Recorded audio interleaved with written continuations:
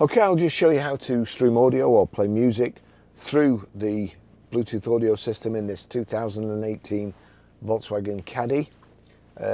We go over to music, we make sure we'll put music on, playing.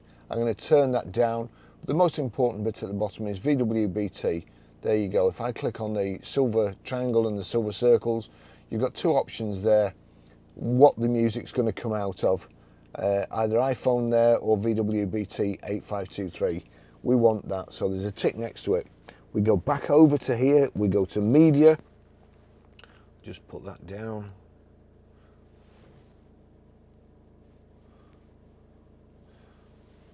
My Amazon Prime delivery there. We just put that down, so that's what's going to play. We go over to media, click on media, and we need source. If it comes up on BT Audio, fine.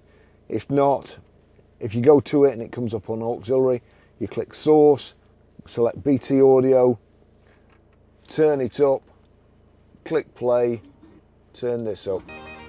That's it.